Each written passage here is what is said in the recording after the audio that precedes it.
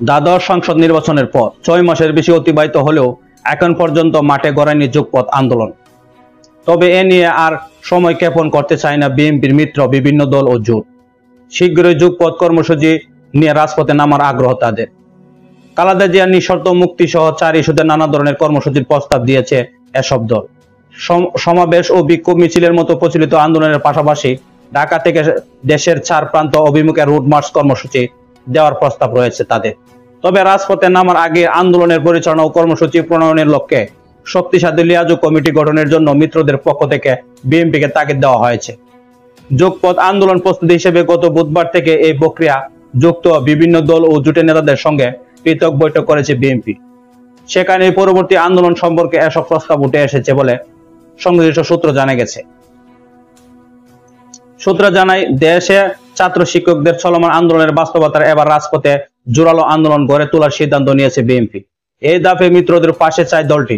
সার্বিক পরিস্থিতি বিবেচনায় চলতি মাসের শেষ সপ্তাহে রোড মার্চের কর্মসূচি দিয়ে যুগপৎ আন্দোলনের মাঠে গড়াতে পারে। সেই আন্দোলনের কর্মকৌশল নির্ধারণ ইতিমধ্যে গণতান্ত্রিক বাম ঐক্য, NDM, Gonoforum, Bangladesh peoples party, PPP, labour party, জাতীয়তাবাদী সমমনা জোট, এলডিপি ও গণ অধিকার পরিষদ সঙ্গে পৃথক বৈঠক করেছে বিএনপি। বিএনপির স্থায়ী কমিটি ও যুগপথের লিয়াজু কমিটির সদস্য নজরুল ইসলাম খান বলেন, দেশ ও দেশের মানুষ পরিবর্তনের জন্য প্রতীক্ষা করেছে। এ পরিবর্তনের জন্য খুব শীঘ্রই কর্মসূচি আসছে। দেশটাকে রক্ষা করার জন্য আমাদের ঐক্যবদ্ধভাবে লড়াইটা চালিয়ে যেতে হবে। সবাই মিলে আমরা দেশটাকে মুক্ত করার চেষ্টা করব ইনশাআল্লাহ। জানা গেছে, বৈঠকগুলোতে খালেদা জিয়ার নিঃশর্ত মুক্তির পাশাপাশি দুর্নীতি, দ্রব্যমূল্যের ঊর্ধ্বগতি সহ সমসাময়িক কয়েকটি ইস্যুতে কর্মসূচি দেওয়ার পরামর্শ দিয়েছে মিত্ররা। জাতীয়তাবাদী সমমনা জোট ঢাকায় সমাবেশ কিংবা ঢাকা পঞ্চগড়, ঢাকা খুলনা, ঢাকা চট্টগ্রাম রুটে রুট মার্চের প্রস্তাব দিয়েছে। গণতান্ত্রিক বাম ঐক্য দেশের এক প্রান্ত থেকে আরেক প্রান্তে অর্থাৎ টেকনাফ থেকে তেঁতুলিয়া অথবা রূপসা থেকে পাতারিয়া পর্যন্ত রুট মার্চ অথবা পথযাত্রা চায়। এছাড়া ভারতের সঙ্গে সাম্প্রতিক বিভিন্ন চুক্তি ও সমঝোতা স্মারকের বিস্তারিত দেশের মানুষের কাছে তুলে ধরতে ঢাকায় একটি সেমিনার আয়োজনের প্রস্তাব দিয়েছে বাম ঐক্য।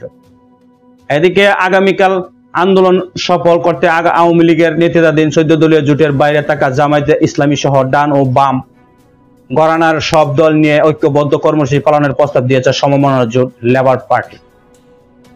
তবে কোনো কারণে এক মঞ্চ সম্ভব না হলে সেক্ষেত্রে যুগপথের পরিধি বাড়ানোর পরামর্শ তাদের। নতুন করে কর্মসূচি দেওয়ার শুরুর আগে যুগপথ আন্দোলনের শক্তিশালী লিয়াজু কমিটি চাই সমমনা জোট। বিগত আন্দোলনের অভিজ্ঞতা প্রধান শরিক বিএনপি দ্রুত এ ধরনের কমিটি গঠনের তাগিদ দেন তারা। তাদের পরামর্শ, প্রতিটি জোট থেকে 1-2 জন এবং প্রত্যেক দল থেকে 1 জন করে নিয়ে লিয়াজু কমিটি গঠন করতে হবে।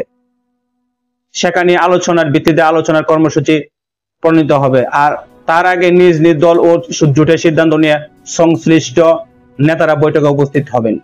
90 এরশাদ বিরোধী আন্দোলন সহ অতীতের আন্দোলনগুলোতে লিয়াজু কমিটি যেভাবে কাজ করেছে, জাতীয়তাবাদী সমমনা জোটের সমন্বয়ক ও এনপিপির চেয়ারম্যান ডক্টর ফরিদুজ্জামান বলেন, আগামীতে আন্দোলন কিভাবে কঠোরতর করা যায় বৈঠকে সেটা নিয়ে আলোচনা হয়েছে।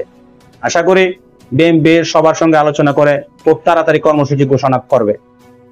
জানা গেছে, একাধিক বৈঠক ভারত সম্পর্কে বিভিন্ন অবস্থান জানতে চেয়েছেন জোট নেতারা।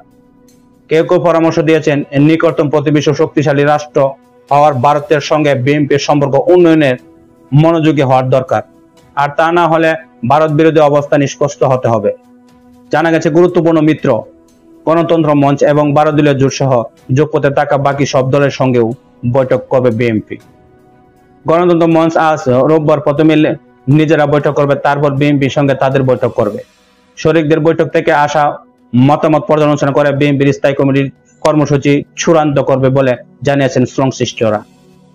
12 দলীয় জোটের অন্যতম শীর্ষ নেতা লেবার পার্টির চেয়ারম্যান লায়ন ফারুক রহমান বলেন, রোববার বিকেলে 5টা বিএনপির সঙ্গে 12 দলীয় জোটের লিয়াজু কমিটির বৈঠক হবে। সেখানে সরকার বিরোধী আগামীর আন্দোলন, কর্মকৌশল ও যুগপথের কর্মসূচি নিয়ে আলোচনা হতে পারে। আশা করছি শীঘ্রই যুগপথ ভাবে কর্মসূচি মিলে নিয়ে মাঠে নামতে পারবো ইনশাআল্লাহ। ভালো থাকবেন। আল্লাহ হাফেজ।